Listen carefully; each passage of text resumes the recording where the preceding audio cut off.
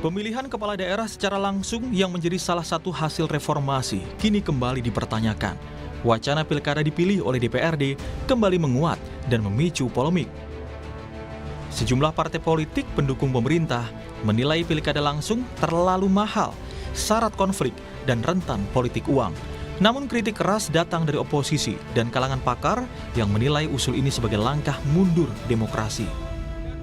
Wacana ini pertama kali menguak ke ruang publik saat Ketua Umum Partai Golkar, Bahlil Lahadalia, menyampaikan pernyataan dalam peringatan HUT Golkar Desember lalu. Bahlil menilai pilkada langsung menimbulkan biaya politik tinggi, konflik horizontal, dan memecah masyarakat di daerah. Ia pun mengusulkan pilkada dikembalikan melalui pemilihan oleh DPRD. Khusus menyangkut pilkada Bapak Presiden, 1 tahun lalu kami menyampaikan kalau bisa pilkada dipilih lewat DPR saja. Banyak pro dan kontra. Tapi setelah kita mengkaji, alangkah lebih baiknya memang kita lakukan sesuai dengan pemilihan lewat DPR Kabupaten Kota. Biar tidak lagi pusing-pusing. Oleh karena itu kami memandang pembahasan RUU bidang politik seyogyanya bisa dimulai tahun depan. Pernyataan ini lantas mendapat dukungan dari partai koalisi pemerintah. Terdapat 6 partai yang menyatakan dukungannya terhadap usulan tersebut, yakni Golkar, PAN, Gerindra, PKB, Nasdem, dan Demokrat. Partai koalisi pemerintah menyatakan siap membahas perubahan sistem pilkada melalui revisi undang-undang politik. Argumen yang dikemukakan hampir seragam. Pilkada langsung dinilai boros anggaran, memicu polarisasi, dan membuka ruang transaksi politik. Wali kota maupun gubernur itu ongkosnya sangat besar. Belum dari sisi negara dari sisi negara dalam hal ini mengenai pembiayaan. Nah, inilah yang kemudian kalau kajian di kami internal Partai Gerindra, kami memang terus terang salah satu yang mengusulkan atau berpendapat bahwa kita berkehendak untuk mengembalikan sistem pemilihan kepala daerah itu melalui mekanisme di DPRD. Sedangkan Partai Demokrat yang menjadi partai yang paling baru menyatakan dukungannya dan akan selaras dengan Presiden Prabowo Subianto soal sistem pilkada melalui DPRD, baik dipilih langsung maupun melalui DPRD, asal tetap menghormati dan mendengar suara rakyat. Partai Demokrat menegaskan kebijakan ini harus melibatkan partisipasi publik yang luas. Pengamat politik Ray Rangkuti menilai perubahan sikap Partai Demokrat tidak lepas dari dinamika kekuasaan. Pemilihan kepala daerah oleh DPRD dinilai akan menarik kembali hak politik rakyat dan memperkuat kontrol elit terhadap kepemimpinan daerah.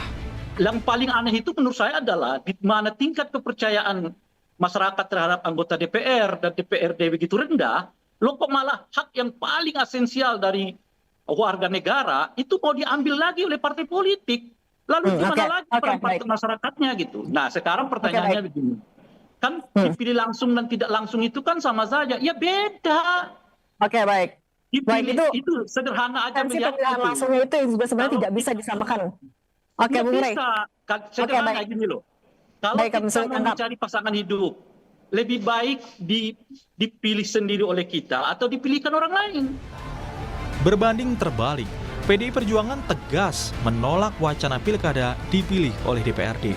Partai pimpinan Megawati Soekarnoputri ini menilai usul tersebut beresiko melanggengkan kekuasaan elit politik. Tapi mari kita bedah satu-satu lah.